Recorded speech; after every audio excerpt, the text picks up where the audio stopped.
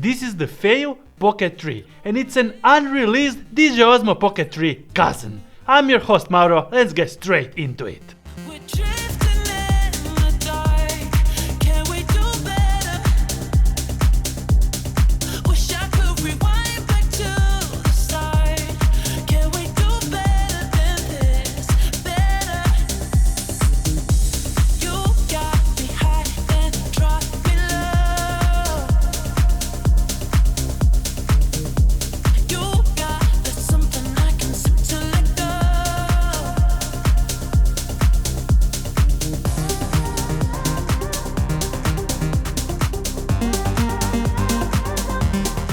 Small disclosure, yes, I have been sent this unit for a review and will be sharing my opinions about it. This system consists of two separate units: the FEIYU Pocket 3 stabilized camera and the remote handle that can be married together, just like this. So it's a 3-axis stabilized gimbal with camera and 1.25 Sony sensor, remote handle with 1.3-inch screen, joystick control, zoom rocker and control buttons, and native 1/4 tripod stand.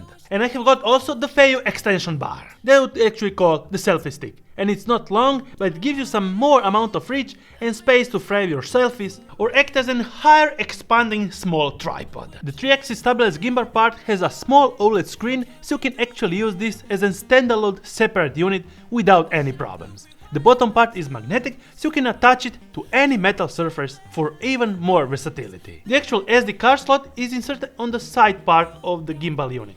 Well, I would actually prefer to have kind of internal or actually protected SD card slot, because through the elements, yes, a lot of dust can get inside, and if you have everything exposed, well, it's actually not waterproof, but it's not dust proof or splash proof. So yes, it's kind of limiting in some conditions where you actually want to use this system. The stabilized gimbal gets you also built-in buttons for the mode selection, recording and turning it on and off. The FEIYU Pocket 3 menu system reminds me a lot of the DJI Osmo Pocket and Pocket 2.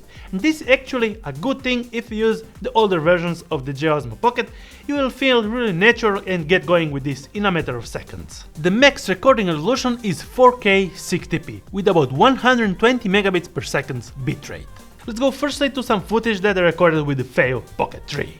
The actual footage looks pretty natural with good looking colors and fairly decent amount of clarity. It doesn't look over sharpened and for most of the times very well exposed. The stabilization of the gimbal is good but not perfect.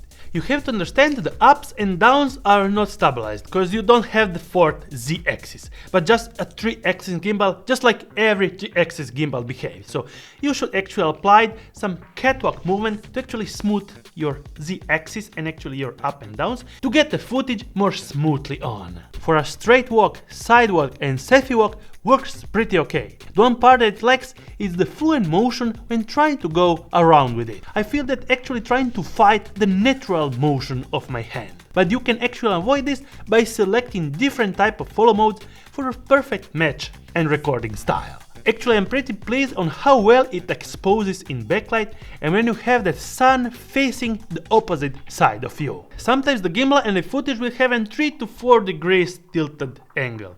And well, you can avoid that by actually recentering the gimbal with pressing 2 times the M button and it will be recentered. This is actually why the gimbal is actually trying to fight and keep the footage steady, but it's a small gimbal and yes, sometimes you actually can't keep your hand because it's not designed and meant to just film like that, but actually to get a smoother motion with it. So recentering, it will kind of level up and straighten up your horizon. The Pro setting feature will allow you to manually control the shutter speed and ISO values with the white balance, and you can actually select the FY log color profile that will give you that flatter image for your later color grading. And with my winter cost DJI loot, this actually grades pretty great, giving you a much better flexibility when matching to other footage in your post-production.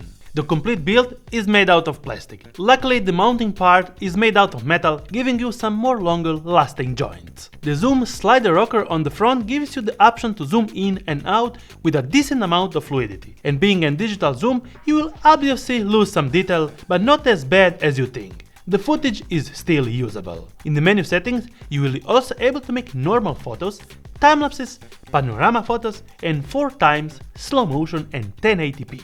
These are just standard features that we are already using in most of these kind of devices. When detaching the gimbal from the remote control unit, yes, you will be able to remotely control and actually monitor your footage. So this adds a lot to your versatility. And yes, you can mount it wherever you want.